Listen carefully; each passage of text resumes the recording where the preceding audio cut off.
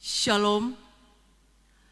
Puji syukur kita naikkan ke hadapan Tuhan, karena hanya oleh kasih setianya semata, kita telah melewati bulan Mei tahun 2020, di mana saat ini kita telah berada di hari terakhir bulan Mei, yang merupakan hari raya Pentakosta. Kita akan beribadah dari rumah masing-masing, dan atas nama pucuk pimpinan dan majelis gembala KGPM, saya menyampaikan selamat beribadah. Tuhan Yesus memberkati. Jemaat diundang berdiri. Saudara-saudara yang dikasihi Tuhan Yesus Kristus, dalam sukacita iman di sini dan di tengah keluarga, dalam rumah kita masing-masing, kita bersekutu untuk menyembah Tuhan Sang Pencipta dalam puji-pujian dan hormat serta ucapan syukur. Di saat ini, dalam penanggalan tahun gerejawi, oleh Tuhan kita diperkenankan merayakan hari Pentakosta. Marilah kita mulaikan ibadah ini dengan menyanyi dari nyanyian Roh Kudus, Kau hadir di sini.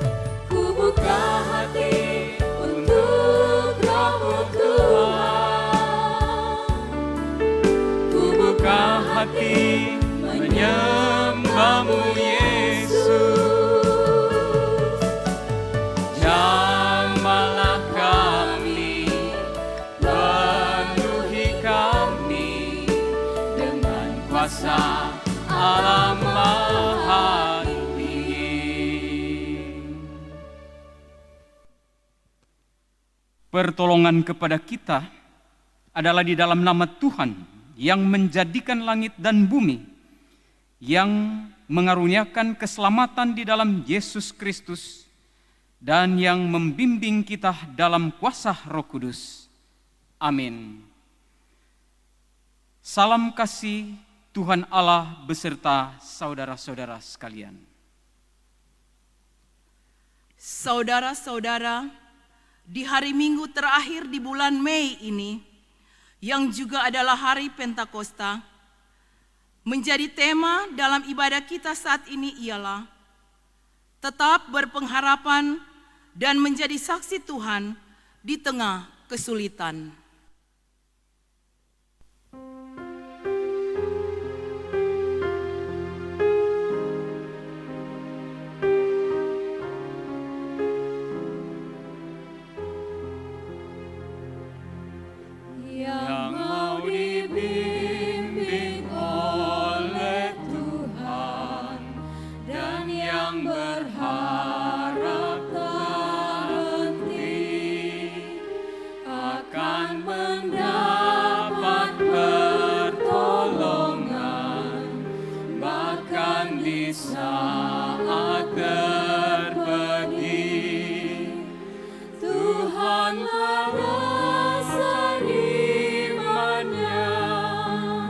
Bukanlah pasir alasnya.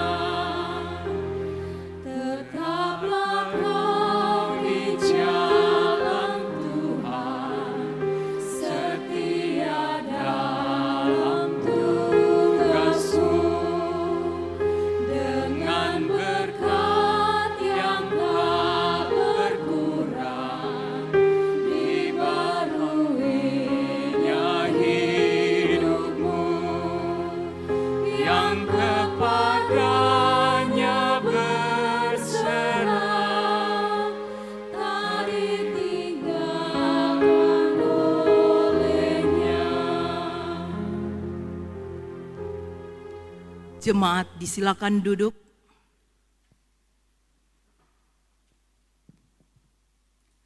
Saudara-saudara yang kekasih, dalam puji-pujian dan penyerahan diri kepada Tuhan Allah kita, patutlah dengan tulus ikhlas, serta dengan penuh kerendahan, kita mengaku dosa-dosa kita kepadanya dalam doa.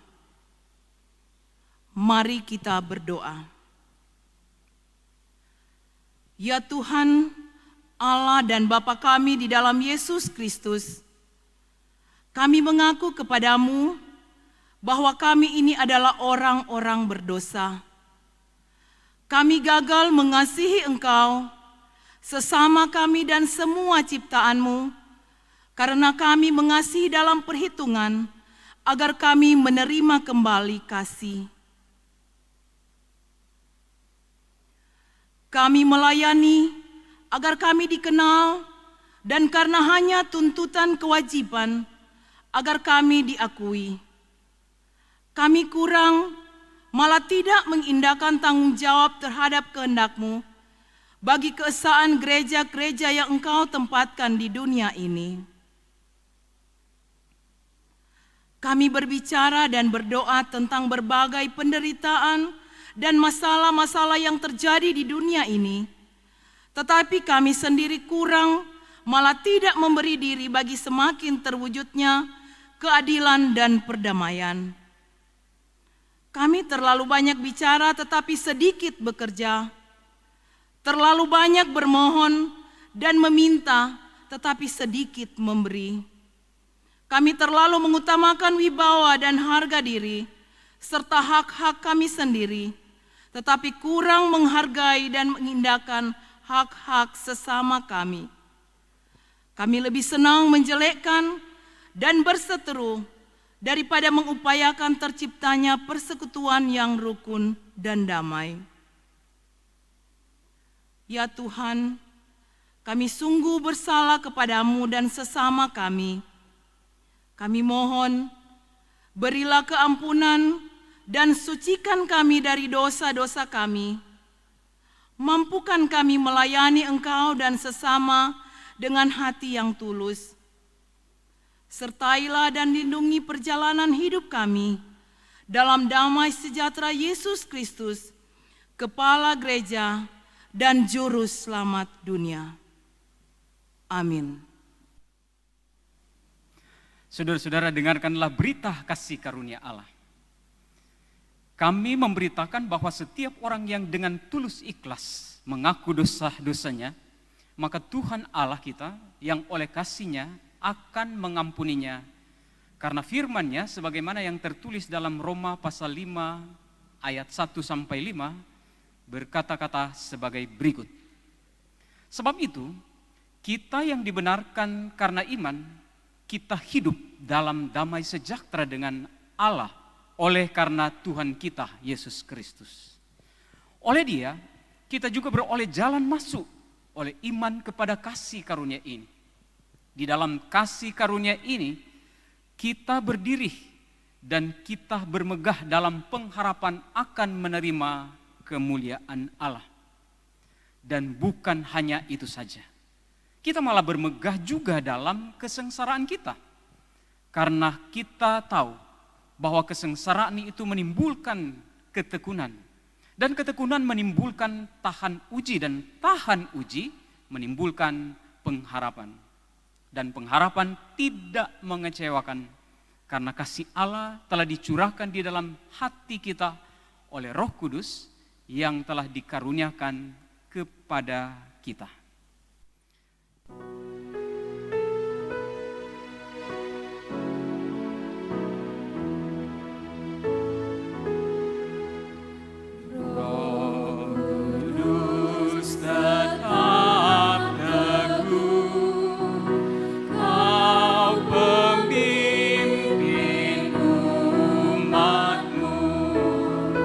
Tuntun kami yang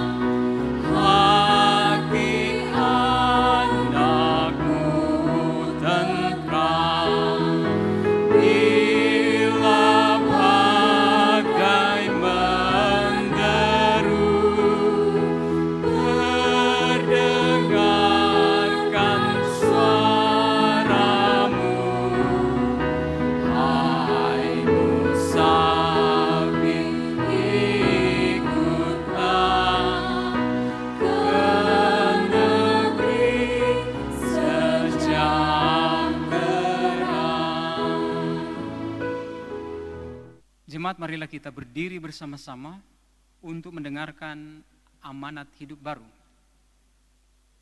Saudara-saudara yang kekasih, di dalam anugerah pengampunan Tuhan, kita selalu dipanggil ke dalam hidup baru yang setia, mendengar dan melakukan kehendak-Nya.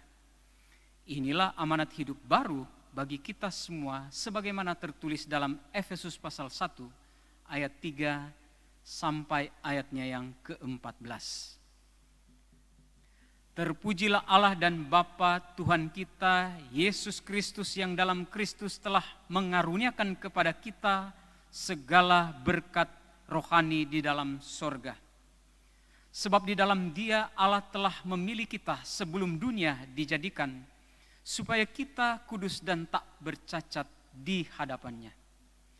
Dalam kasih Ia telah menentukan kita dari semula oleh Yesus Kristus untuk menjadi anak-anak-Nya sesuai dengan kerelaan kehendak-Nya. Supaya terpujilah kasih karunia-Nya yang mulia, yang dikaruniakannya kepada kita di dalam Dia yang dikasihinya. Sebab di dalam Dia dan oleh darah-Nya kita beroleh penebusan, yaitu pengampunan dosa menurut kekayaan kasih karunia-Nya, yang dilimpahkannya kepada kita dalam segala hikmat dan pengertian, sebab Ia telah menyatakan rahasia kehendak-Nya kepada kita sesuai dengan rencana kerelaan-Nya, yaitu rencana kerelaan yang dari semula telah ditetapkannya di dalam Kristus, sebagai persiapan kegenapan waktu untuk mempersatukan di dalam Kristus sebagai kepala segala sesuatu, baik yang di sorga maupun yang di bumi. Aku katakan di dalam Kristus, karena di dalam Dia kami mendapat bagian yang dijanjikan, kami yang dari semula ditentukan untuk menerima bagian itu sesuai dengan maksud Allah yang di dalam segala sesuatu bekerja menurut keputusan kehendak-Nya. Supaya kami yang sebelumnya telah menaruh harapan pada Kristus boleh menjadi puji-pujian bagi kemuliaan-Nya. Di dalam Dia kamu juga, karena kamu telah mendengar firman kebenaran, yaitu Injil keselamatan, di dalam Dia kamu juga, ketika kamu percaya, dimeteraikan dengan Roh Kudus yang dijanjikannya itu. Dan Roh Kudus itulah jaminan bagi kita sampai kita memperoleh seluruhnya, yaitu penebusan yang menjadikan kita milik Allah untuk memuji kemuliaan-Nya. Kiranya Roh Kudus menolong saudara-saudara mewujudkan kemuliaan Tuhan Allah kita di dalam kehidupan sehari-hari.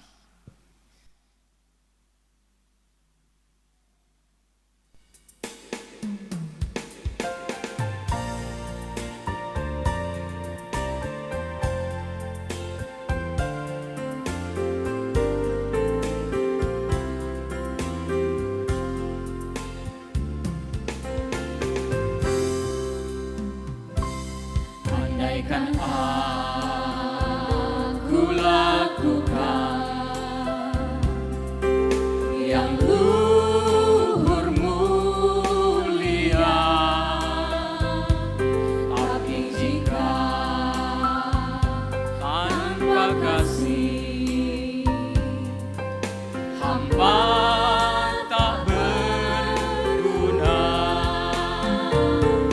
Ajarilah kami bahasa kasih-Mu, agar kami dekat padamu ya Tuhanku.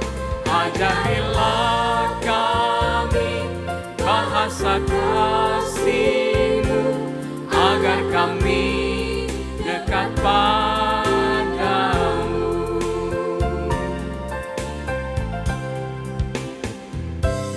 Kasih itu Lemah lembut, sabar sederhana,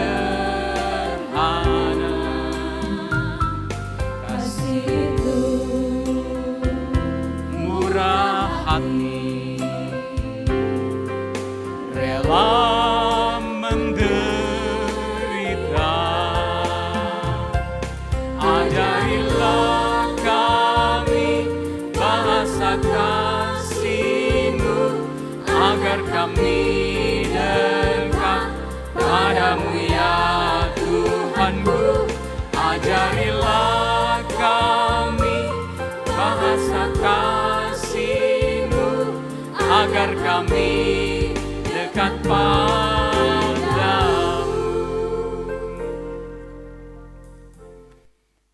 Saudara-saudara, saya jemput kita semua berdiri sebagai orang percaya yang terhimpun dalam satu gereja yang kudus dan am dan rasuli. Marilah menyatakan iman kita dengan bersama-sama mengucapkan pengakuan iman rasuli yang adalah pengakuan gereja dari segala abad dan tempat. Demikian. Aku percaya kepada Allah Bapa yang Maha Kuasa, Khalik langit dan bumi, dan kepada Yesus Kristus, anaknya yang tunggal Tuhan kita, yang dikandung daripada Roh Kudus, lahir dari anak darah Maria, yang menderita di bawah pemerintahan Pontius Pilatus, disalibkan, mati dan dikuburkan, turun ke dalam kerajaan maut. Pada hari yang ketiga, bangkit pula dari antara orang mati, naik ke sorga, duduk di sebelah kanan Allah Bapa yang Maha Kuasa, dan akan datang dari sana untuk menghakimi orang yang hidup dan yang mati. Aku percaya kepada Roh Kudus, gereja yang kudus dan am, persekutuan orang kudus, pengampunan dosa, kebangkitan manusia, dan hidup yang kekal. Amin. Jemaat yang diberkati Tuhan, tibalah saatnya kita akan bersama-sama merenungkan firman Tuhan. Dan sebelum kita membaca dan merenungkan firman Tuhan dalam dua bagian pembacaan, bagian pertama yang akan dibaca dari kitab Wahyu pasal 9 ayat 1 sampai 12, dan bagian kedua Roma pasal 8 ayat 1 sampai 17. Sebelumnya, mari kita satu di dalam doa. Allah Bapa di dalam Yesus Kristus, yang adalah Tuhan dan Juru Selamat kami, yang dengan kuasa Roh Kudus telah membawa kami dalam persekutuan yang memuliakan, mengagungkan nama-Mu. Kami datang dalam ucapan syukur kepadamu, oleh karena Engkau telah membawa kami dalam perjalanan hidup di sepanjang minggu yang sudah lewat, dengan kasih karunia, tuntunan, bahkan kekuatan, kesehatan yang berasal daripadamu. Kami percaya Engkaulah yang memungkinkan kami ada sampai saat ini.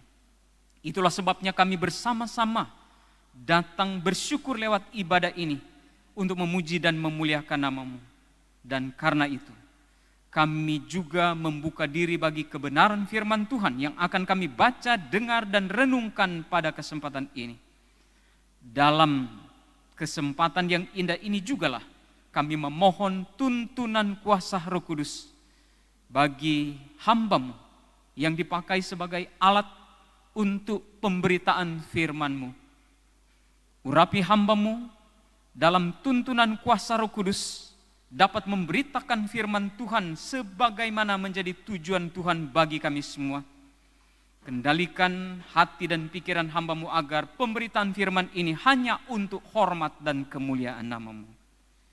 Dan di tengah-tengah kami merayakan hari Pentakosta, pencurahan kuasa Roh Kudus, kiranya jemaat-Mu juga ada dalam tuntunan kuasa Roh Kudus, sehingga dimampukan untuk mendengar, menerima, bahkan memahami kehendak Tuhan dalam rangka mewujud nyatakan itu di dalam kehidupan setiap hari. Bersabdalah Engkau Tuhan, melalui pemberitaan firman ini, kami sudah siap menyambut firman-Mu di dalam nama Tuhan Yesus, yang adalah Tuhan dan Juru Selamat kami berdoa. Amin. Wahyu 9 ayat 1 sampai 12 yang berperikop sangkakala yang kelima. Lalu malaikat yang kelima meniup sangkakalanya, dan aku melihat sebuah bintang yang jatuh dari langit ke atas bumi, dan kepadanya diberikan anak kunci lobang jurang maut. Maka dibukanyalah pintu lobang jurang maut itu, lalu naiklah asap dari lobang itu bagaikan asap tanur besar, dan matahari dan angkasa menjadi gelap oleh asap lubang itu. Dan dari asap itu berkeluarlah belalang-belalang ke atas bumi, dan kepada mereka diberikan kuasa sama seperti kuasa kalajengking di bumi. Dan kepada mereka dipesankan supaya mereka janganlah merusakkan rumput-rumput di bumi atau tumbuh-tumbuhan atau pohon-pohon, melainkan hanya manusia yang tidak memakai materai Allah di dahinya. Dan mereka diperkenankan bukan untuk membunuh manusia, melainkan hanya untuk menyiksa mereka 5 bulan lamanya. Dan siksaan itu seperti siksaan kalajengking apabila ia menyengat manusia. Dan pada masa itu orang-orang akan mencari maut, tetapi mereka tidak akan menemukannya, dan mereka akan ingin mati, tetapi maut itu lari dari mereka. Dan rupa belalang-belalang itu sama seperti kuda yang disiapkan untuk peperangan, dan di atas kepala mereka ada sesuatu yang menyerupai mahkota emas, dan muka mereka sama seperti muka manusia. Dan rambut mereka sama seperti rambut perempuan, dan gigi mereka sama seperti gigi singa. Dan dada mereka sama seperti baju sirah, dan bunyi sayap mereka bagaikan bunyi kereta-kereta yang ditarik banyak kuda yang sedang lari ke medan peperangan. Dan ekor mereka sama seperti kalajengking dan ada sengatnya, dan di dalam ekor mereka itu terdapat kuasa mereka untuk menyakiti manusia 5 bulan lamanya. Dan raja yang memerintah mereka ialah malaikat jurang maut. Namanya adalah bahasa Ibrani ialah Abaddon, dan dalam bahasa Yunani ialah Apollyon. Celaka yang pertama sudah lewat, sekarang akan menyusul 2 celaka lagi. Selanjutnya pembacaan kedua kita ambil dari Roma pasal 8 ayat 1 sampai ayatnya yang ke-17. Sekali lagi Roma pasal 8 ayat 1 sampai 17, firman Tuhan berkata-kata sebagai berikut. Demikian sekarang tidak ada penghukuman bagi mereka yang ada di dalam Kristus Yesus. Roh yang memberi hidup telah memerdekakan kamu dalam Kristus dari hukum dosa dan hukum maut. Sebab apa yang tidak mungkin dilakukan hukum Taurat karena tak berdaya oleh daging, telah dilakukan oleh Allah dengan jalan mengutus anaknya sendiri dalam daging yang serupa dengan daging yang dikuasai dosa karena dosa. Ia telah menjatuhkan hukuman atas dosa di dalam daging, supaya tuntutan hukum Taurat digenapi di dalam kita yang tidak hidup menurut daging tetapi menurut roh. Sebab mereka yang hidup menurut daging memikirkan hal-hal yang dari daging. Mereka yang hidup menurut roh memikirkan hal-hal yang dari roh. Karena keinginan daging adalah maut, tetapi keinginan roh adalah hidup dan damai sejahtera. Sebab keinginan daging adalah perseteruan terhadap Allah, karena ia tidak takut kepada hukum Allah.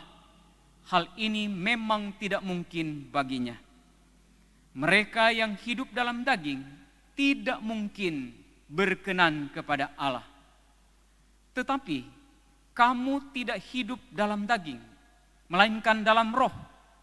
Jika memang roh Allah diam di dalam kamu, tetapi jika orang tidak memiliki roh Kristus, ia bukan milik Kristus. Tetapi jika Kristus ada di dalam kamu, maka tubuh memang mati karena dosa, tetapi roh adalah kehidupan oleh karena kebenaran. Dan jika roh Dia yang telah membangkitkan Yesus dari antara orang mati diam di dalam kamu, maka Ia yang telah membangkitkan Kristus Yesus dari antara orang mati akan menghidupkan juga tubuhmu yang fana itu oleh rohnya yang diam di dalam kamu. Jadi saudara-saudara, kita adalah orang-orang berhutang, tetapi bukan kepada daging supaya hidup menurut daging. Sebab jika kamu hidup menurut daging, kamu akan mati. Tetapi jika oleh roh kamu mematikan perbuatan-perbuatan tubuhmu, kamu akan hidup. Semua orang yang dipimpin roh Allah adalah anak Allah. Sebab kamu tidak menerima roh perbudakan yang membuat kamu menjadi takut lagi, tetapi kamu telah menerima roh yang menjadikan kamu anak Allah. Oleh roh itu kita berseru, ya Aba, ya Bapa. Roh itu bersaksi bersama-sama dengan roh kita bahwa kita adalah anak-anak Allah. Dan jika kita adalah anak, maka kita juga adalah ahli waris. Maksudnya, orang-orang yang berhak menerima janji-janji Allah, yang akan menerimanya bersama-sama dengan Kristus, yaitu jika kita menderita bersama-sama dengan Dia, supaya kita juga dipermuliakan bersama-sama dengan Dia. Demikianlah pembacaan firman Tuhan. Berbahagialah orang yang membaca Alkitab, mendengarnya sebagai firman Tuhan, memeliharanya dan melakukannya dalam hidup beriman setiap hari. Haleluya. Jemaat yang diberkati oleh Tuhan, pertama-tama marilah kita bersyukur kepada Allah yang adalah sumber berkat kehidupan kita, yang dengan pertolongannya kita masih tetap eksis, tetap ada sampai saat ini. Keberadaan kita yang merupakan anugerah Tuhan patut disyukuri. Dan oleh karena itu kita ada di sini dan bersama-sama beribadah. Baik saya dan saudara-saudara yang ada di rumah, pastilah Tuhan menghendaki kita agar kehidupan beriman kita bukan hanya dinyatakan kepada Allah, tapi juga diaktualisasikan di dalam kehidupan beriman kita setiap hari. Kita tentu masih dalam pergumulan menghadapi pandemi Corona, COVID-19. Dan tidak seorang pun di antara kita yang tidak tersentuh oleh pergumulan ini, karena efek daripada COVID-19 ini telah menyentuh berbagai bidang kehidupan. Dan itu berarti bahwa termasuk saya dan saudara-saudara ada di dalamnya.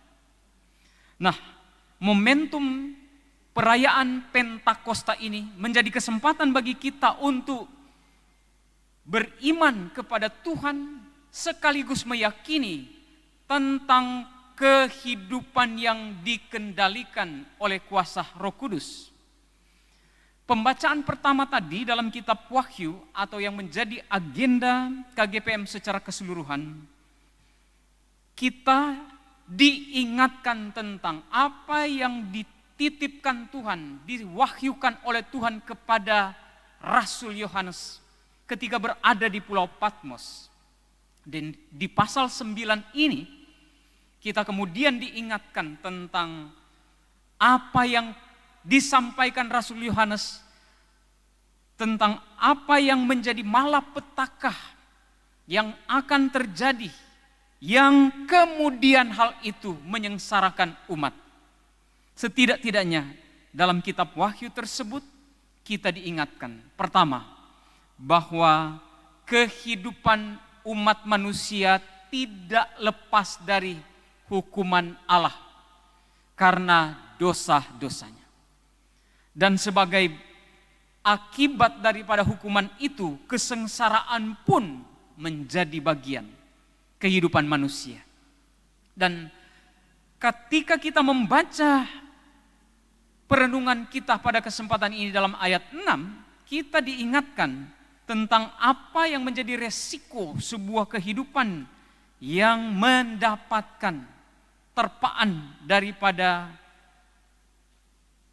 bahaya maut yang diarahkan kepada umat manusia. Kalau kita lihat beberapa bagian penting dari sebuah kesengsaraan yang akan menimpa manusia, setidak-tidaknya kita menemukan bagian penting dari ungkapan-ungkapan Rasul Yohanes, khususnya pasal 9 ayatnya yang ke-6 yang merupakan efek daripada kesengsaraan itu sendiri. Saya bacakan ayat 6 itu bagi kita semua. Dan pada masa itu orang-orang akan mencari maut, tetapi mereka tidak akan menemukannya. Dan mereka akan ingin mati, tetapi maut lari daripada mereka. Saudara-saudara yang diberkati Tuhan, bukankah ini merupakan bagian yang sulit untuk dihadapi? Di satu pihak, kesengsaraan mewarnai hidup umat manusia. Tetapi di pihak yang lain, manusia sulit untuk mati. Antara hidup dan mati merupakan pergumulan yang terlalu sulit untuk dihadapi. Nah, ketika kita membaca bagian penting dengan tema atau dari tema yang sudah dibacakan tadi, tetap berpengharapan. Sekali lagi, tetap berpengharapan dan menjadi saksi Tuhan di tengah kesulitan, maka membayangkan apa yang dikatakan dalam kitab Wahyu pasal 9 tadi terlalu sulit untuk memiliki pengharapan dan menjadi saksi Tuhan di tengah-tengah keadaan yang menyulitkan hidup ini berdasarkan konteks kita Wahyu pasal 9. Kesengsaraan ada dan mati pun sulit untuk dihadapi. Saudara-saudara yang diberkati Tuhan, kalau begitu, apa yang bisa menjadi modal sekaligus model kehidupan kita yang memungkinkan kita dapat mengatasi keadaan-keadaan sulit dan dengan demikian kita bisa eksis, tetap ada dan memberikan kesaksian kepada dunia ini tentang Tuhan dan keselamatan yang berasal dari Tuhan. Pembacaan kedua menggiring kita kepada apa yang memungkinkan kita atau yang dapat kita miliki dalam hidup ini untuk bisa menghadapi kesengsaraan sekaligus memaksimalkan pengharapan kita, bahkan memungkinkan kita menjadi saksi Tuhan. Bukan kebetulan bahwa kita sedang merayakan hari Pentakosta.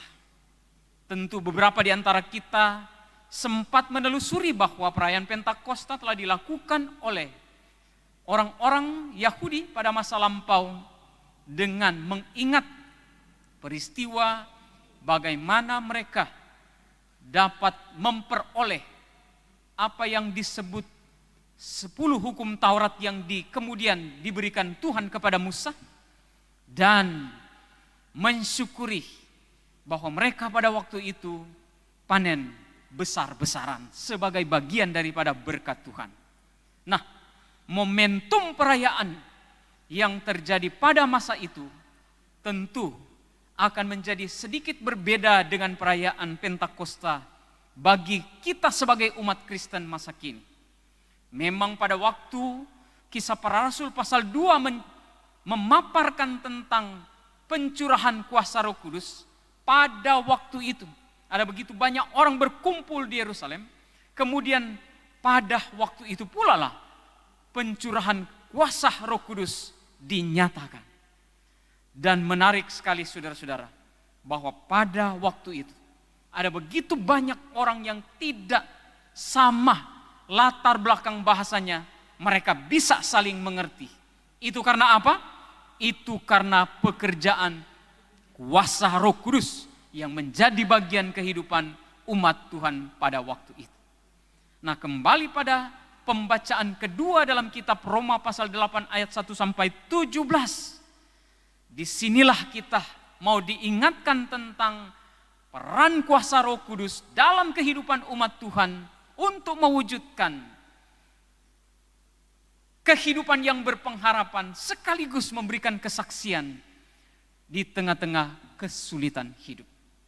Pertanyaannya ialah, mungkinkah orang beriman menjadi orang beriman yang tetap berpengharapan, bahkan menjadi saksi Tuhan di tengah-tengah kesulitan hidup, termasuk kesulitan menghadapi pandemi COVID-19 yang begitu marak sekarang ini? Jawaban atas pertanyaan itu, kita dapat menjadi orang yang tetap berpengharapan, bahkan menjadi saksi di tengah-tengah kesulitan ketika kita menyadari tentang peran Roh Kudus di dalam kehidupan kita. Nah, sebelum kita bersama-sama memahami tentang peranan Roh Kudus di dalam kehidupan kita, kitab Roma pasal 8 ini memberikan data-data tentang hakikat kuasa Roh Kudus yang perlu kita yakini dalam kehidupan ini sebagai orang beriman. Hakikat Roh Kudus yang kita peroleh dari pembacaan kita pada kesempatan ini memaparkan bahwa Roh Kudus adalah Roh Allah. Ayat 9 memberitahukan itu kepada kita. Bahkan Roh Kudus adalah Roh Kristus. Bahkan Roh Kudus adalah Roh kebenaran bila kita mengambil referensi ayat dalam Yohanes pasal 15 ayatnya yang ke-26. Bahkan Roh Kudus itu adalah Roh penghibur seperti yang diungkapkan dalam Yohanes pasal 14 ayat 26. Dan sebagai orang beriman, kita pernah diingatkan oleh Injil Yohanes pasal 4 ayat 24. Allah adalah roh, dan barang siapa menyembah Dia harus menyembahnya dalam roh dan kebenaran. Pada hakikatnya, saudara-saudara yang diberkati Tuhan, Roh Kudus adalah pribadi Allah dan memiliki kekuatan ilahi. Kuasa Roh Kudus jauh lebih kuat daripada kuasa yang ada pada kita.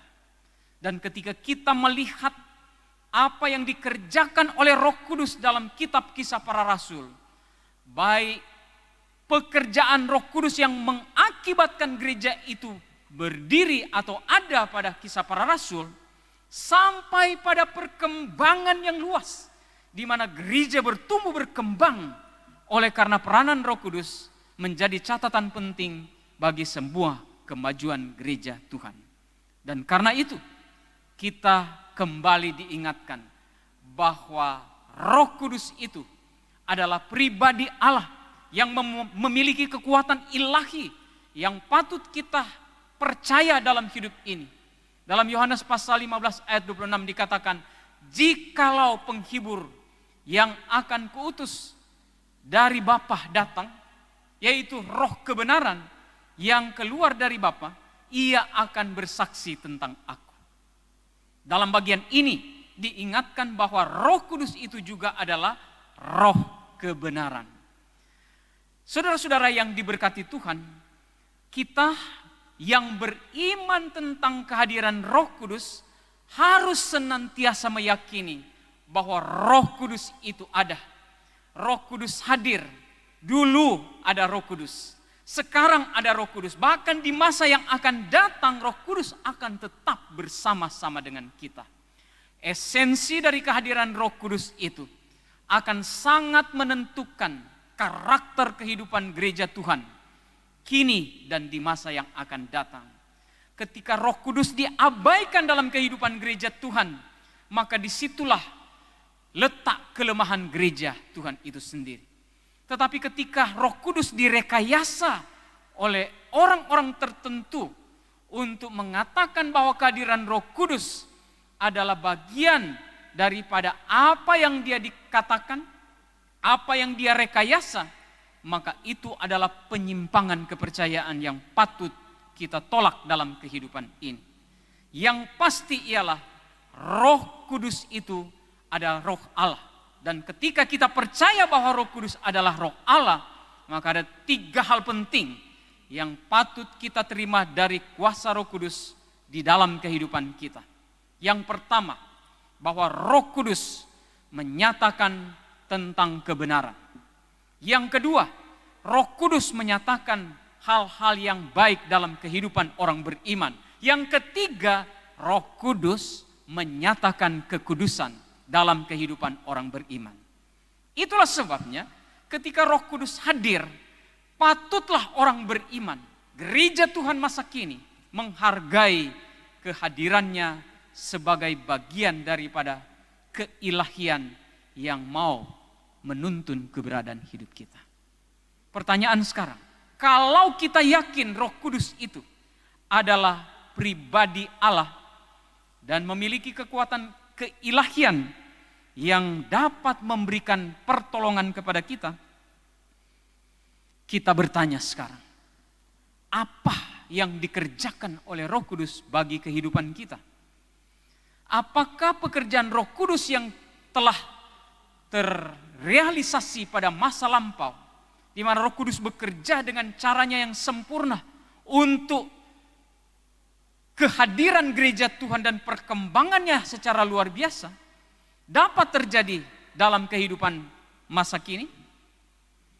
Jawaban atas pertanyaan itu, mari kita berefleksi dari kebenaran firman Tuhan, khususnya dalam kitab Roma pasal 8 ini. Pertama, pekerjaan Roh Kudus dalam kehidupan umat Tuhan yang diungkapkan Paulus di dalam kehidupan jemaat di Roma, dikatakan Roh Kudus memberi hidup. Ini tidak bisa diabaikan dalam hidup kita. Mengapa Roh Kudus memberi hidup? Karena Roh Kudus adalah pribadi yang hidup. Ketika Roh Kudus disebut sebagai pribadi yang hidup dan memberi hidup, maka sebagai orang beriman kita patut berbangga karena kita percaya kepada tuntunan kuasa yang menghidupkan. Bukan hanya itu saja. Dari Roma pasal 8 ayat 2, kita menemukan data di sana bahwa Roh Kudus memerdekakan umat Tuhan. Kepada jemaat di Roma dikatakan bahwa Roh Kudus memerdekakan kamu dalam Kristus dari hukum dosa dan maut. Sudah menjadi bagian hidup manusia bahwa dosa telah mengendalikan keberadaan hidup manusia. Hati, pikiran, keinginan, semua dikendalikan oleh dosa. Bahkan menurut Paulus, hukum dosa dan hukum maut telah menyatu dengan kehidupan manusia. Jadi apa yang bisa membuat manusia keluar dari hukum dosa dan hukum maut? Hanya oleh pekerjaan Roh Kudus. Manusia dapat keluar dari lingkaran dosa dan lingkaran maut yang membahayakan kehidupannya. Saudara-saudara yang diberkati Tuhan, masih dalam Roma pasal 8 ayatnya yang ke-11 dikatakan dalam pembacaan kita bahwa Roh Kudus membangkitkan Yesus Kristus. Sebuah ungkapan yang memberitahukan kepada kita bahwa kekuatan keilahian yang ada dalam pribadi Roh Kudus memungkinkan kita berpengharapan bahwa dalam keadaan percaya kepada Yesus Kristus, kita yakin Roh Kudus akan bekerja untuk proses yang sama dalam kehidupan kita. Kristus yang telah bangkit juga akan membangkitkan kita lewat kekuatan kuasa Roh Kudus yang kita terima di dalam kehidupan ini. Saudara-saudara yang diberkati Tuhan, menarik karena dalam kitab Roma pasal 8 ini juga memberitahukan kepada kita bahwa peranan Roh Kudus dalam hidup kita memperjelas status kehidupan kita sebagai jemaat Tuhan. Karena dalam ayat 15 dikatakan bahwa Roh Kudus yang memberi status kepada kita, status itu adalah status sebagai anak-anak Allah. Bukankah ini bagian daripada pekerjaan Roh Kudus dalam hidup kita? Status ini adalah status yang memberikan sebuah pertolongan kepada kita untuk tetap berpengharapan. Disinilah letak pengharapan kita, bahwa ketika kita beriman kepada Yesus Kristus dan ketika kita dituntun oleh kuasa Roh Kudus, jangan pernah lupa bahwa status kita adalah sebagai anak-anak Allah. Kita bukan meminta mendapatkan status itu. Masih ingat saudara-saudara, Yohanes pasal 1 ayatnya yang ke-12, ungkapan yang dikatakan di situ, tetapi semua orang yang menerimanya diberinya kuasa supaya menjadi anak-anak Allah, yaitu mereka yang percaya dalam namanya. Saudara-saudara yang diberkati Tuhan, menjadi sejajar dengan apa yang diungkapkan Paulus dalam kitab Roma pasal 8 ayatnya yang ke-15, bahwa kita oleh kekuatan dan bimbingan Roh Kudus mendapatkan status sebagai anak-anak Allah. Inilah status yang istimewa bagi kehidupan kita. Nah, kalau kita mendapatkan status sebagai anak-anak Allah, maka dalam perjuangan kita sebagai orang beriman adalah menjadi hal yang penting untuk tetap memiliki pengharapan. Apapun yang terjadi, entahkah itu virus corona atau virus lain, entahkah itu virus yang berhubungan dengan penakluk sampai kita mati, atau hal-hal yang lain yang membahayakan hidup kita, entahkah hidup virus itu dulu, sekarang, bahkan cenderung lama mengancam manusia, kita tetap mendapatkan status sebagai anak-anak Allah. Gereja Tuhan tidak boleh melupakan itu. Kalau gereja Tuhan melupakan statusnya sebagai anak-anak Allah, maka dia akan terjebak dalam status quo dalam kehidupan setiap hari. Karena itu, tetaplah yakin dengan pekerjaan Roh Kudus dalam hidup kita. Dia telah memberikan status yang mulia dalam hidup kita sebagai anak-anak Allah. Roma pasal 8 ini juga mengungkap bahwa peranan Roh Kudus dalam hidup kita adalah membantu kita dalam kelemahan. Kepada jemaat di Roma telah diungkapkan Paulus bahwa apa yang sedang digumuli dalam kehidupan jemaat di Roma tentu akan diwarnai berbagai kelemahan-kelemahan yang ada dalam hidup mereka. Tapi justru di dalam kelemahan seperti ini, Paulus mengingatkan bahwa ada Roh Kudus yang akan membantu orang-orang beriman dalam kelemahan, bahkan membantunya di dalam doa.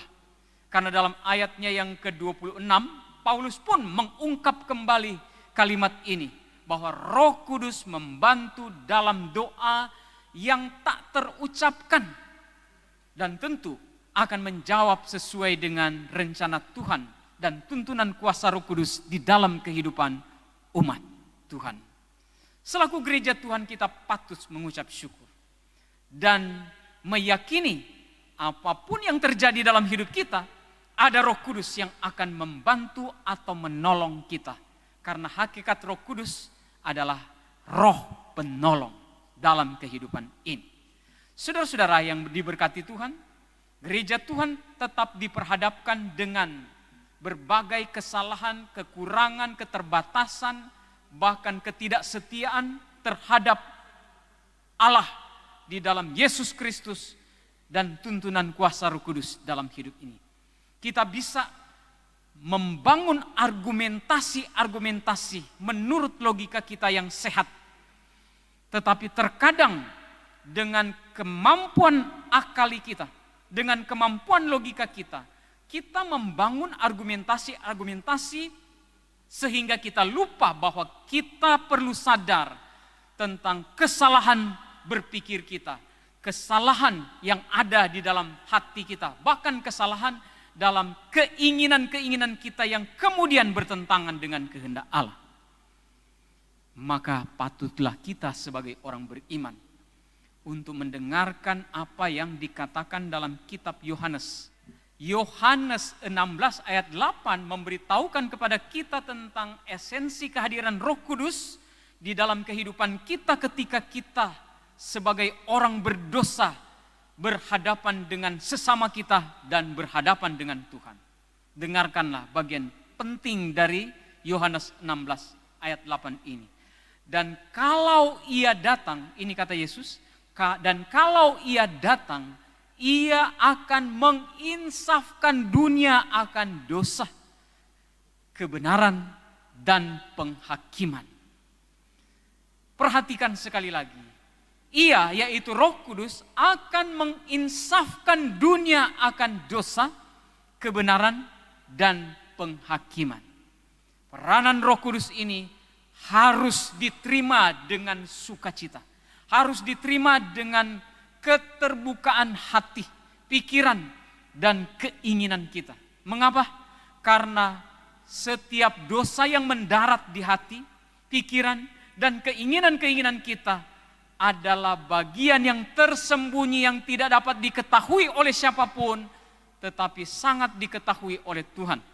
Dan karena itu diperlukan keinsafan, kesadaran dalam hidup kita sebagai orang beriman. Mengapa?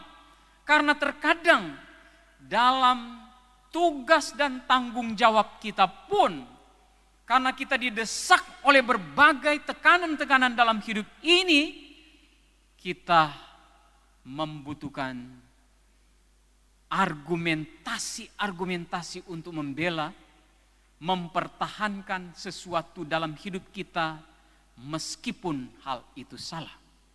Tetapi melalui firman Tuhan ini kita diingatkan, ada kekuatan yang hebat dari Roh Kudus yang akan menolong kita untuk menginsafkan kita. Pertanyaan sekarang, maukah kita insaf ketika Roh Kudus masuk di dalam hati kita, masuk dalam pikiran kita, masuk dalam keinginan kita dan mengatakan bahwa ada pikiran yang negatif, ada isi hati yang bertentangan dengan kehendak Tuhan, dan ada keinginan-keinginan duniawi, keinginan mata, keinginan daging yang bertentangan dengan kehendak Roh Kudus.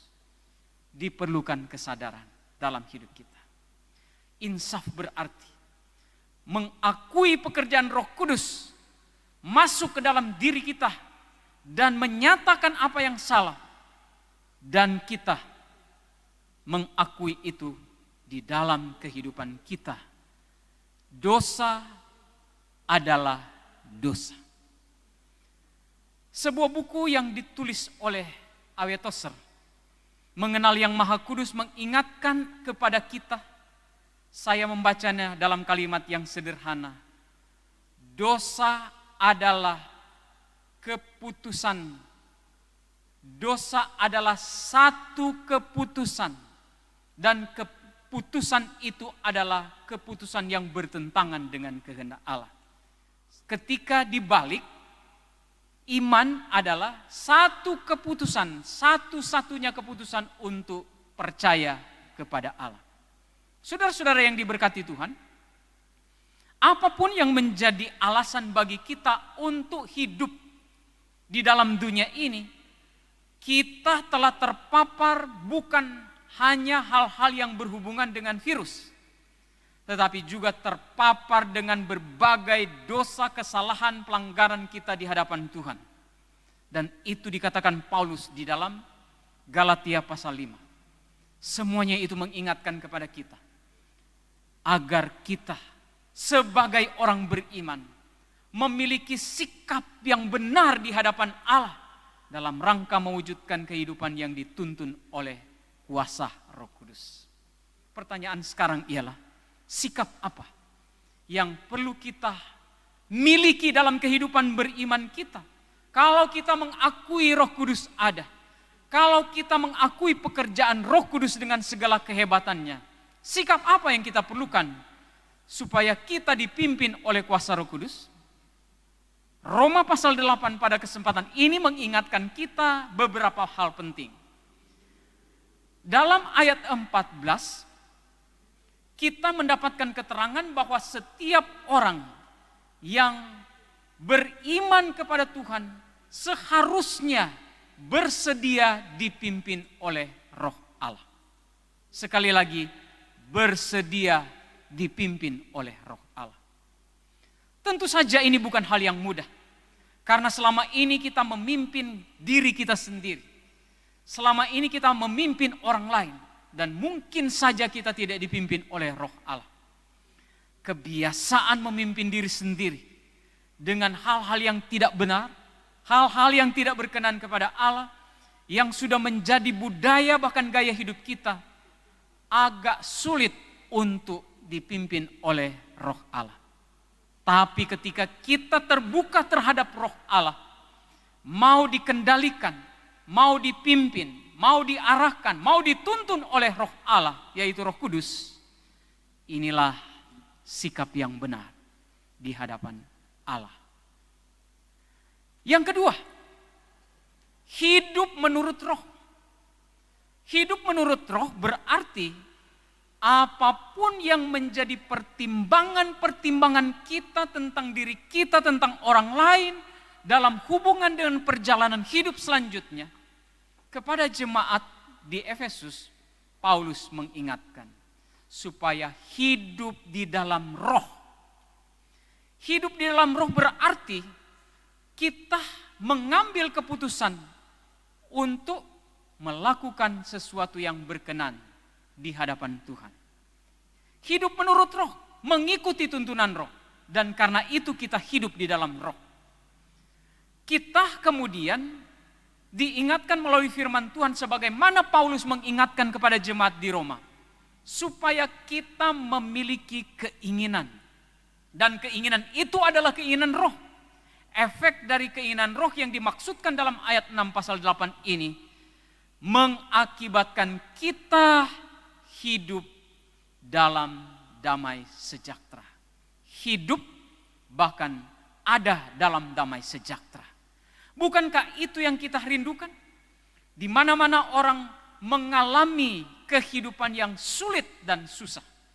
Tetapi melalui firman Tuhan ini kita diingatkan supaya kita yang mengikuti keinginan Roh, atau setidak-tidaknya memiliki keinginan Roh, akan mengalami kehidupan yang disebut hidup dalam damai sejahtera. Menarik karena Paulus bukan hanya mengingatkan hal itu kepada kita melalui firman Tuhan ini. Dia juga mengingatkan kepada kita bahwa kita harus memiliki hal-hal yang berasal dari Roh Kudus. Sekali lagi, hal-hal yang berasal dari Roh Kudus. Nah, ketika kita membaca ayat 5, setidak-tidaknya kepada kita diingatkan tentang bagaimana hidup kita dikendalikan oleh kuasa Roh Kudus dan memikirkan hal-hal yang dari Roh Kudus. Ketika kita menelusuri kitab Galatia pasal 5 ayatnya yang ke-23, ternyata bagian itu sudah mengingatkan kepada kita tentang apa yang kemudian dikerjakan oleh Roh Kudus dalam hidup kita, dan buahnya ialah kasih, sukacita, damai sejahtera, kesabaran, kemurahan, kebaikan, kesetiaan, kelemah lembutan, penguasaan diri. Hal-hal ini tentu menjadi bagian penting ketika kita dipimpin oleh kuasa Roh Kudus. Memilih hal-hal yang berasal dari Roh menunjukkan kepada kita bahwa kita telah memiliki sesuatu yang dikerjakan oleh Roh Kudus dalam hidup kita, seperti yang diungkapkan dalam Galatia pasal 5 ayat 22 sampai ayatnya yang ke-23. Dan menarik, ketika kita dipimpin oleh kuasa Roh Kudus, Kisah Para Rasul 1 ayat 8 menyatakan kepada kita, tetapi kamu akan menerima kuasa kalau Roh Kudus turun ke atas kamu, dan kamu akan menjadi saksiku di Yerusalem, di seluruh Yudea, dan Samaria sampai ke ujung bumi. Mungkinkah kita dapat memiliki pengharapan dan menjadi saksi Tuhan di tengah-tengah masa sulit? Jawaban ya. Apa yang memungkinkan? Jawabnya adalah kuasa Roh Kudus. Perhatikan ungkapan Yohanes 16 ayat 8. Dan kalau ia datang, ia akan mengisyafkan dunia akan dosa, kebenaran, dan penghakiman. Itu dimungkinkan oleh kesediaan kita dipakai oleh Roh Kudus untuk membawa kebenaran yang berasal dari Allah dalam tuntunan kuasa Roh Kudus untuk menyatakan itu kepada dunia sebagai bentuk kesaksian kita. Saudara-saudara yang diberkati Tuhan, tentu momentum perayaan Hari Pentakosta ini menjadi alasan bagi kita untuk memaknai perayaan ini dalam kapasitas kita sebagai gereja Tuhan. Dimanapun kita berada, kapanpun kita hidup, dalam situasi apapun, bahkan tekanan apapun yang menjadi bagian hidup kita, firman Tuhan ini mengingatkan kepada kita, maknai perayaan Pentakosta dengan hal-hal sebagai berikut. 1. Ingat dan yakin, Roh Kudus adalah pribadi Allah. Sekali lagi, Roh Kudus adalah pribadi Allah. Karena Dia adalah pribadi Allah, tidak ada cara yang terbaik dalam kehidupan beriman kita selaku gereja Tuhan, selaku umat Tuhan, selaku tubuh Kristus. Hargai, hormati kehadirannya. Jangan menjadi orang yang alergi terhadap Roh Kudus. Sebab ketika kita alergi terhadap hadirnya Roh Kudus yang membawa kebenaran, kebaikan, dan kekudusan dalam hidup kita, maka disitulah kita akan kehilangan makna perayaan Pentakosta dalam hidup ini.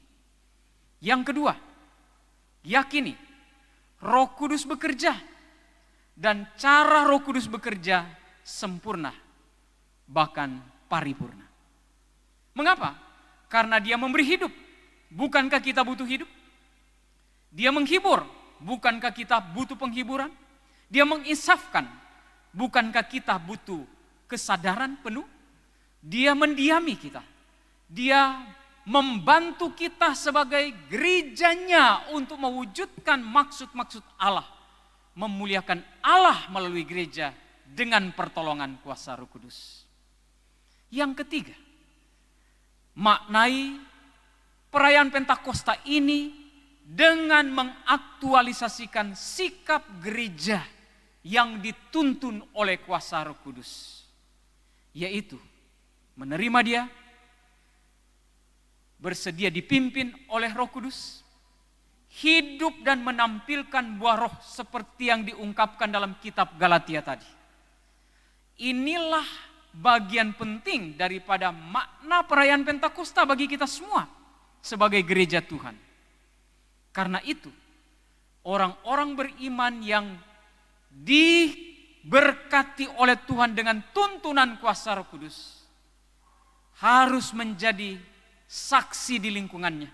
Setidak-tidaknya mengaktualisasikan apa yang dimotivasi lewat perayaan Pentakosta ini dengan menampilkan kasih, sukacita, damai sejahtera, kesabaran, kemurahan, kebaikan, kesetiaan, kelemah lembutan, dan penguasaan diri. Saudara-saudara yang diberkati Tuhan, menjadi prinsip yang penting dalam sebuah perjalanan hidup gereja Tuhan masa kini, termasuk saya dan saudara-saudara, bahwa kehidupan beriman kita melalui perayaan Pentakosta ini seharusnya dikendalikan oleh kuasa Roh Kudus. Hidup yang berkenan di hadapan Allah di dalam Yesus Kristus adalah lebih baik dituntun oleh kuasa Roh Kudus, dan biarlah kuasa Roh Kudus menuntun hidup kita lebih baik. Tuhan memberkati kita semua. Diberkatilah orang yang mengandalkan Tuhan, yang menaruh harapnya kepada Tuhan. Mari kita berdoa. Terima kasih Tuhan, kami sudah merenungkan firman-Mu. Biarlah perayaan Pentakosta ini menyadarkan kami bahwa kami butuh kekuatan kuasa di luar diri kami, yaitu kuasa Roh Kudus. Kami yakin dan percaya pekerjaan kuasa Roh Kudus yang hebat dan dahsyat itu akan memungkinkan kami menjadi orang-orang yang berpengharapan dan juga memungkinkan kami menjadi orang-orang beriman yang bersaksi tentang kehendak Tuhan di tengah-tengah kesulitan hidup di dunia ini. Pakailah gerejamu, bahkan kami semua yang telah mendengarkan firman Tuhan ini, untuk tetap menampilkan, mengaktualisasikan pengharapan, dan menjadi saksi di tengah-tengah masa sulit, seperti yang diharapkan lewat kebenaran firman Tuhan ini. Di dalam nama Tuhan Yesus kami berdoa dan memohon kepadamu. Amin. Kita akan mendengarkan puji-pujian.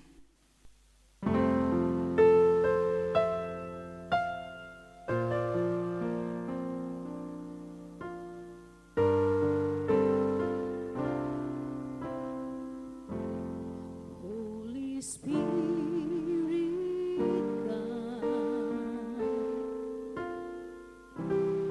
come and fill this place.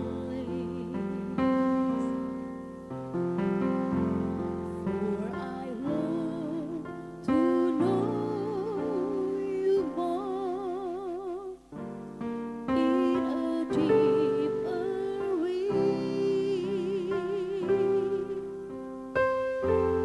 Holy Spirit,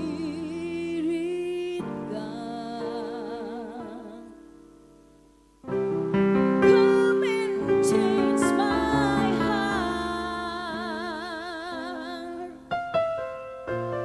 Open my eyes, open my ears. I want to know you more. And I cry, holy,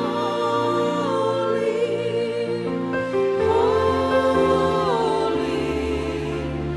holy is the Lord, and I exalt your glory, glory,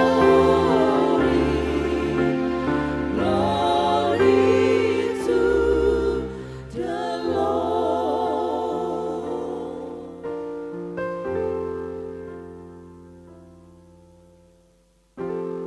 Allah Roh Kudus, penuhi kami. Ku rindu Kau selalu dalam hidupku.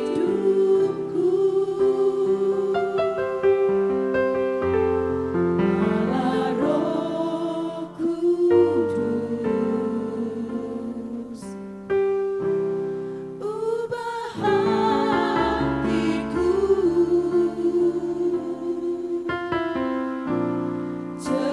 jadikanku,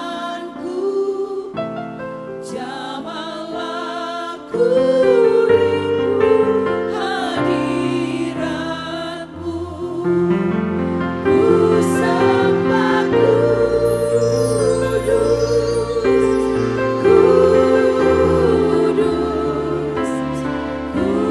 kuduslah Tuhan, dan ku sanjung kemuliaan, mulia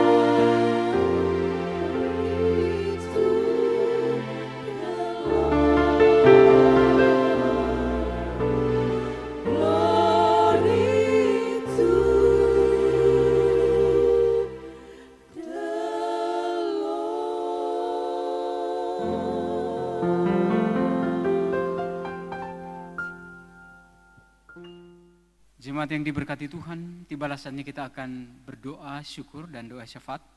Marilah kita satu di dalam doa. Allah Bapa di dalam Yesus Kristus Tuhan dan Juru Selamat kami bersyukur kepadamu untuk tuntunanmu bagi kami semua sampai saat ini. Kami telah percaya kepadamu dan meyakini kuasa-Mu yang hebat dan dahsyat dalam hidup kami. Bahwa Engkau tidak pernah berhenti memberkati kami dalam kehidupan beriman kami. Baik berkat jasmani, demikian juga berkat rohani. Maka saatnya kami datang di hadapan hadirat-Mu, datang mengandalkan Engkau dalam perjalanan hidup kami di minggu yang berjalan ini. Bahkan ketika kami mengakhiri bulan Mei ini, menjumpai bulan yang baru di bulan Juni nanti, kami berdoa kiranya Engkau yang akan menolong kami dengan kesiapan iman dan kesiapan diri kami untuk menghadapi realita hidup. Ajarkan kami untuk mengandalkan Engkau, berharap kepadamu, dan memohon biarlah Engkau yang akan memberikan kami dalam perjalanan hidup kami sehat dan kuat. Berikan kami hikmat dan kesabaran, ketabahan, bahkan kemampuan untuk senantiasa hidup sesuai dengan tuntunan Tuhan di dalam hidup kami. Dan bahkan biarlah tujuan-tujuan Tuhan mengendalikan kehidupan kami, agar kami tidak terjebak dengan berbagai spekulasi kehidupan yang mengakibatkan kami tidak berkenan di hadapan-Mu. Kami yakin dan percaya perjalanan yang akan kami lalui di minggu yang berjalan nanti ini, bahkan di sepanjang bulan yang akan kami lewati, adalah bagian yang sudah sementara dan akan terus dituntun oleh Tuhan bagi kami semua. Teringatlah kami bahwa kami membutuhkan semangat iman daripada-Mu, dan bahkan kuatkan kami untuk selalu berharap, bahkan mengandalkan Engkau, hidup takut akan Tuhan, dan tidak berhenti berjalan menurut tuntunan-Mu dalam hidup ini. Karena itu kami serahkan hidup kami ke dalam tangan kasih-Mu.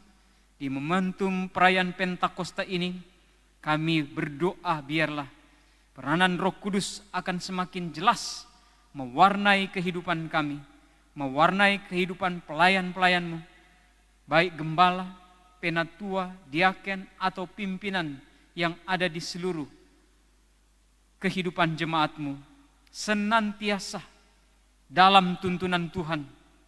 Kami berdoa untuk gereja-Mu yang ada di dunia ini. Tuhan berkati agar gereja-gereja-Mu memiliki visi dan misi yang begitu kuat berdasarkan kehendak-Mu, untuk mewujudkan kehendak-Mu, memuliakan Engkau, memberitakan berita keselamatan daripada-Mu, agar ada begitu banyak orang yang diselamatkan oleh karena percaya kepada Yesus Kristus yang adalah Tuhan dan Juru Selamat. Oleh karena itu, berkatilah juga gereja-gereja yang ada di Indonesia, secara khusus bagi kerapatan gereja Protestan Minahasa, dalam menghadapi tantangan dan pergumulan, bahkan kesulitan-kesulitan yang diakibatkan oleh pandemi COVID-19. Tuhan memberkati, mulai dari pucuk pimpinan, majelis gembala, sampai pada pimpinan-pimpinan yang ada di sidang, di wilayah, bahkan sampai di tingkat komisi dan kelompok pelayanan yang ada.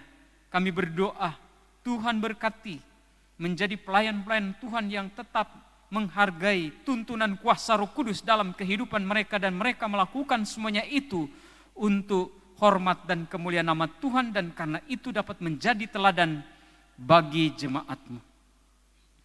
Berikan mereka inspirasi, motivasi, dan biarlah boleh berinteraksi dengan ladang pelayanan di mana para majelis dan pimpinan yang ada melakukan tugas pelayanan.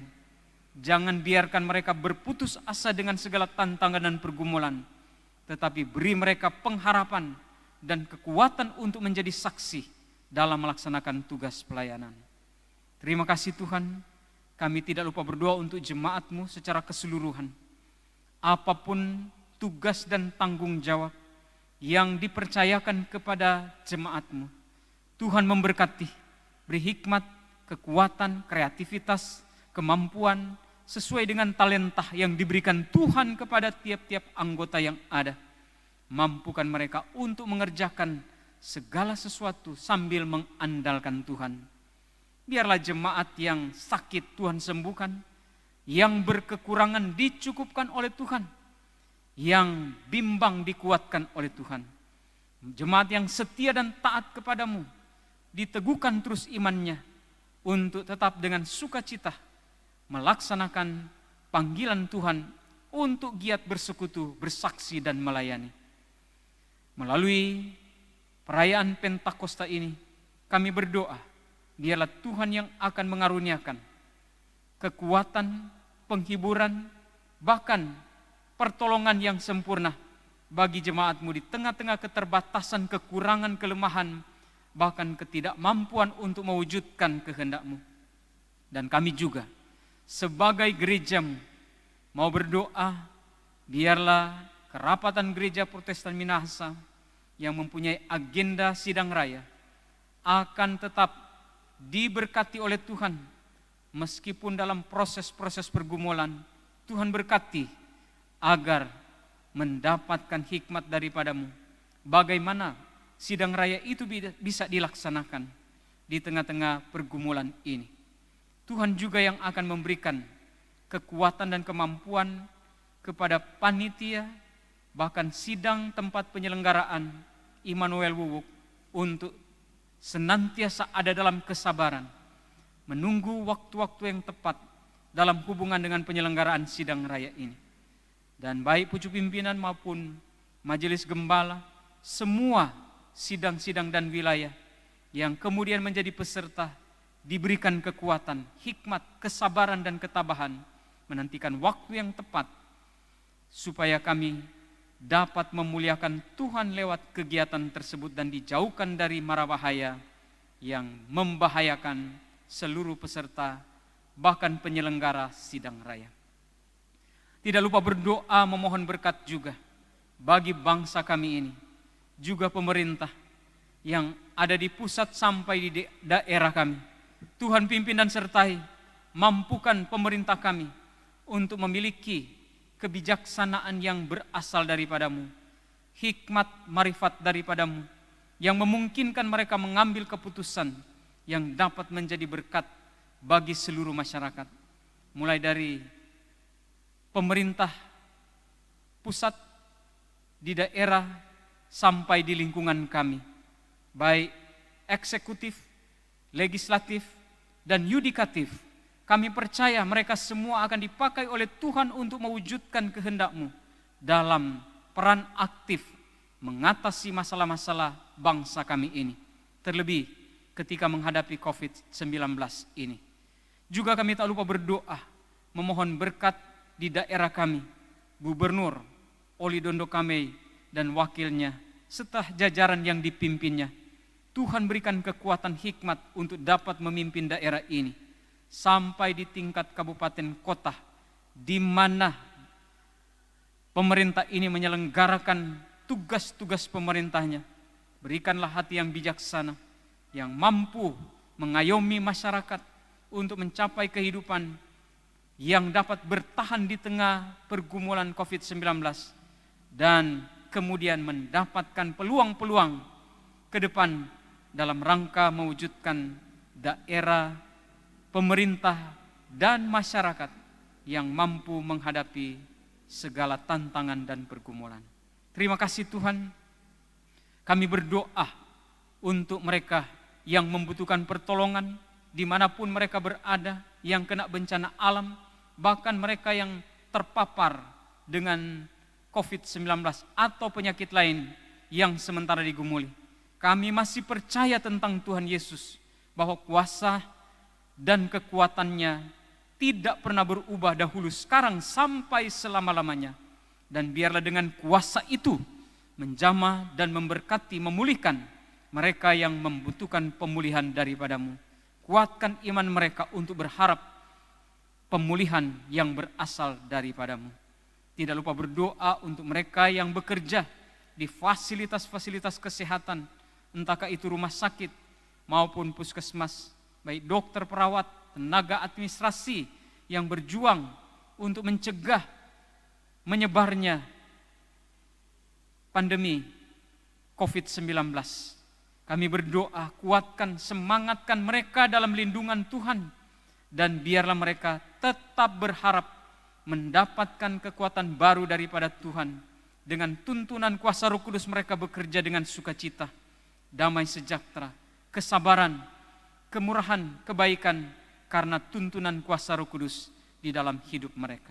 Terima kasih Tuhan, inilah doa kami. Kami bersyukur untuk penyelenggarakan ibadah perayaan Pentakosta yang menggunakan fasilitas KGPM Sidang Mesias Ranumut.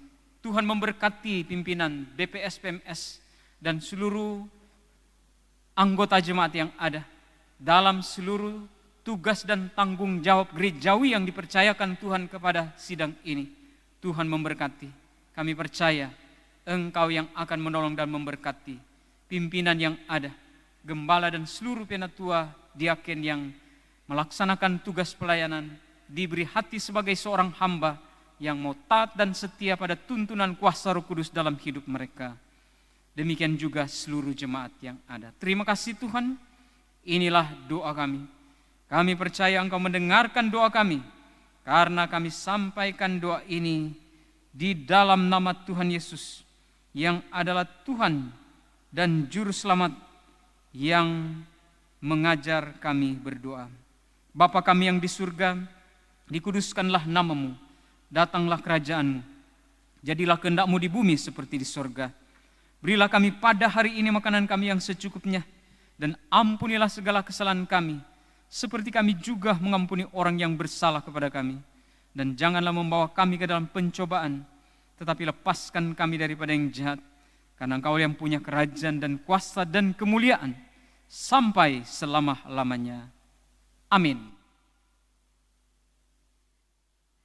Saudara-saudara, marilah kita menyatakan syukur kita dalam bentuk memberi persembahan yang diperlukan gerejanya untuk tugas-tugas pelayanan, persekutuan, dan kesaksian dengan menghayati firman Tuhan dalam Roma 12 ayat 1. Karena itu, saudara-saudara, demi kemurahan Allah, aku menasihatkan kamu, supaya kamu mempersembahkan tubuhmu sebagai persembahan yang hidup, yang kudus, dan yang berkenan kepada Allah. Itu adalah ibadahmu yang sejati. Sambil memberi persembahan, kita menyanyi dari NKB nomor 100, Rindukah Engkau mendapat berkat Tuhan.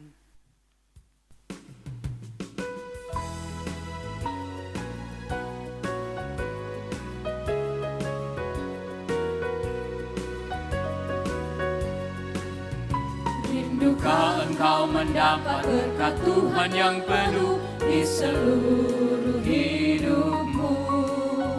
Mintalah kepada Bapamu yang janjinya teguh menyertai langkahmu.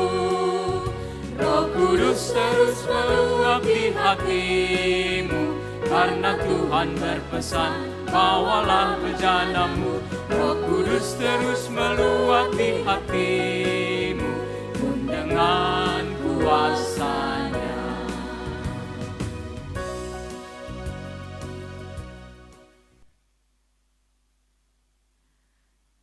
Kita akan berdoa untuk persembahan. Saya undang jemaat berdiri. Mari berdoa. Ya Tuhan, Engkau mengajar agar kami hidup bukan hanya untuk diri sendiri. Dan oleh kuasa Roh-Mu, Engkau membimbing kami supaya melakukan kehendak-Mu di dalam segala hal dengan ucapan syukur. Terimalah dan kuduskanlah persembahan kami ini, bagi tugas-tugas pelayanan, persekutuan, dan kesaksian gerejamu. Berkatilah pekerjaan kami menurut karunia yang Engkau berikan, dan ajarlah kami agar selalu mengelola secara bertanggung jawab atas berkat-berkat yang kami terima darimu. Amin. Jemaat dipersilakan duduk kembali. Tibalah saatnya kita akan mengakhiri ibadah ini. Saya jemput jemaat untuk berdiri. Saudara-saudara yang kekasih, dalam persekutuan dengan semua orang percaya kepada Tuhan Yesus dari segala abad dan zaman, sampai saat ini kita tetap berupaya mewujudkan serta meningkatkan nilai-nilai kesatuan dan kehidupan bersama yang kokoh dengan gereja-gereja yang kudus dan am dan rasuli di dunia ini. Kini kita akan kembali di dalam kesibukan masing-masing. Namun tetaplah ingat bahwa bersama-sama dengan semua gereja Tuhan di dunia ini, kita terpanggil untuk melaksanakan tugas-tugas panggilan gereja yang dalam satu iman, satu kasih, dan satu pengharapan. Kita akan selama-lamanya bersama-sama dengan Tuhan. Sebagaimana firman Tuhan yang dinyatakan dalam Ibrani pasal 10 ayat 23 sampai 25 yang berkata-kata sebagai berikut. Marilah kita teguh berpegang pada pengakuan tentang pengharapan kita, sebab Ia yang menjanjikannya setia. Dan marilah kita saling memperhatikan supaya kita saling mendorong dalam kasih dan dalam pekerjaan baik. Janganlah kita menjauhkan diri dari pertemuan-pertemuan ibadah kita seperti dibiasakan oleh beberapa orang. Tetapi marilah kita saling menasihati dan semakin giat melakukannya menjelang hari Tuhan yang mendekat. Kita memuji Tuhan dengan menyanyi Peganglah Tanganku Roh Kudus.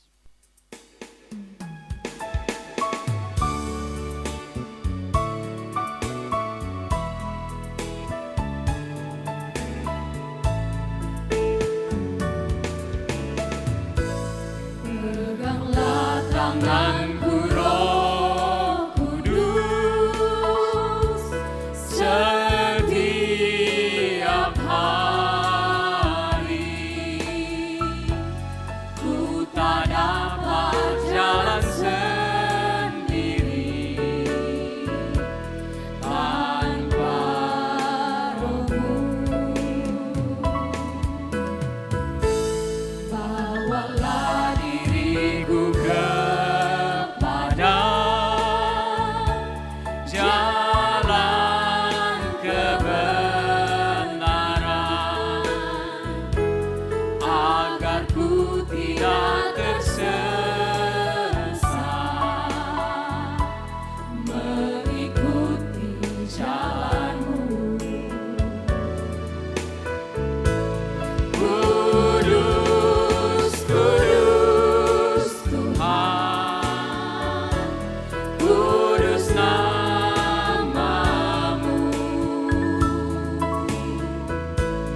Ku beri syukur dalam simfoni indah. Ajaib, ajaib Tuhan, ajaib nama-Mu. Nama yang beri benar, Yesus namanya.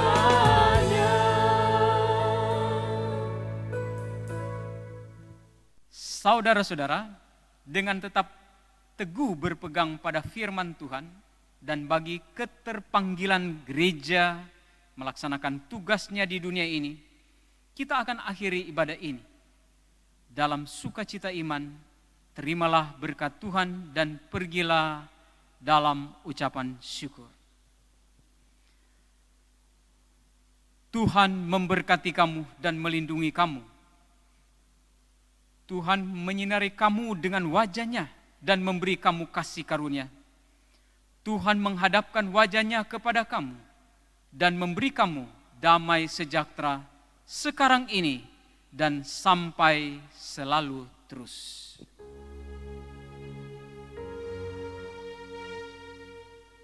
Amin.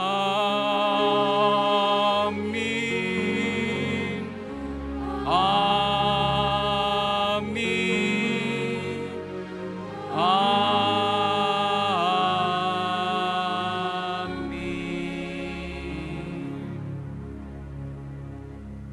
Jemaat dipersilakan duduk untuk saat teduh.